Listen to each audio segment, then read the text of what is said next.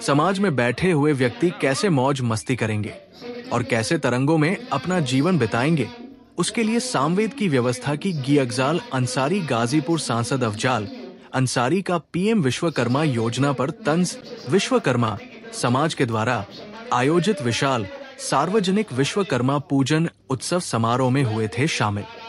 बोले, सरकार बढ़ई के बेटे को बढ़ई बनाना चाहती है। बढ़ई के बेटे को जब पढ़ने की बारी आई तब स्कूल बंद कर और उसके कमाए हुए पैसे को खत्म करने के लिए जगह जगह शराब की दुकान खुलवा दी। पीएम विश्वकर्मा योजना के तहत ट्रेनिंग देकर 15,000 रुपए का टूल किट देने का है प्रावधान। इस दौरान उन्होंने सनातन धर्म के वेदों की भी व्याख्या करते हुए कहा कि वैदिक काल में राजपाट चलाने के लिए समाज को ऋग्वेद सौंपा गया। समाज का कामकाज कैसे चलेगा, रुपया पैसा जो आएगा उसका कहाँ खर्च होगा, उसका कैसे लेखा जोखा रखा जाएगा, उसके लिए अथर्ववेद की व्यवस्था की गई। समाज में बैठे हुए व्यक्ति कैसे मौज मस्ती करेंगे और कैसे तरंगों में अपना जीवन बिताएंगे, उसके लिए सामवेद की व्यवस्था की गई। ये चारों वेद चार कोण हैं और इस चारों वेद के माध्यम से सदियों से समाज को चलाया जा रहा है। मेरा मानना है कि जिस समाज में समता मूलक समाज की मान्यता न हो, वो समाज कभी तरक्की नहीं कर सकता। इस समाज को आगे बढ़ाने में अपना योगदान देना है। अभी बच्चों को पढ़ने के लिए लोहार लोहारी कर ले, लेकिन अगली पीढ़ी को उसे लोहारी के लिए ना ले जाइए। उससे कहिए कि तुम्हें मिसाइल बनाना है, दुनिया जीतने का प्रयास करो, दुनिया में अपनी पहचान बना। लेकिन ये जो 15,000 वाला किट है, उसका भट्ठा बैठा दो। आपको ट्रेनिंग दी जाएगी फिर से।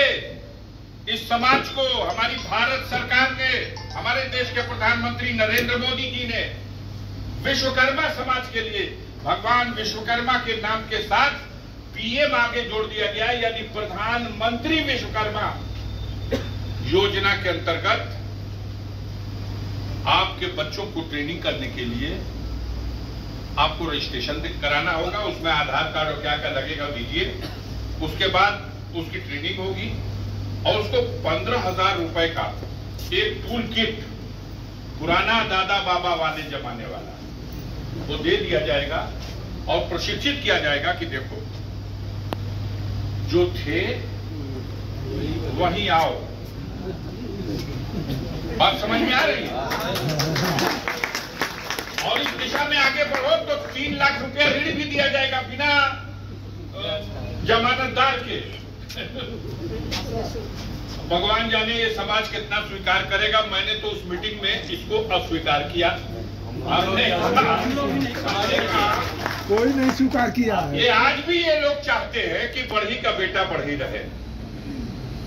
उसके हाथ में कलम दीजिए, वो अपनी तकदीर का फैसला खुद लिख लेगा।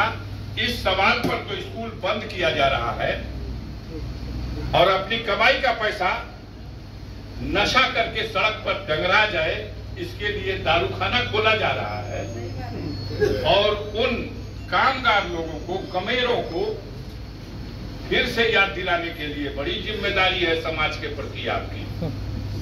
फलाना का द्वार पे पहुंचे के बाद शादी होके वाला बा, 15 दिन पहले से देखा बांस कटा के आ गई बा, 3-4 को बसहट गढ़ा जल्दी से होके वहीं तक रखना चाहते हैं।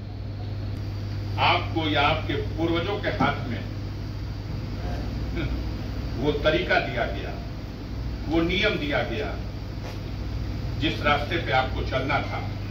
उसी वैदिक काल में जहां एक तरफ राजपाट चलाने के लिए ऋग्वेद समाज को सौंपा गया, वही समाज में कैसे काम चलेगा, राजपाट का रुपया पैसा आएगा जाएगा, कहां खर्च होगा, इसके लिए अर्थवेद का व्यवस्था की गई।